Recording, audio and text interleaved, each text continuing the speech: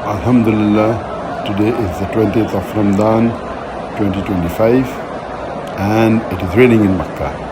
I just arrived in Makkah and now it started to rain in Makkah. I had left Malaysia on the 8th of February and next day I landed in Kuwait, and the day I landed in Kuwait it started to rain in Kuwait. After 1 week I flew to Qatar, and in Qatar, the day I landed in Qatar it started to rain in Qatar. A week later I went to Pakistan, and the day I landed in Pakistan it started to rain in Pakistan. And now today I'm in Makkah, and Alhamdulillah, when I reached Makkah and after I finished my tawaf, Alhamdulillah, it even started raining in Makkah. This is a blessing from Allah subhanahu wa ta'ala.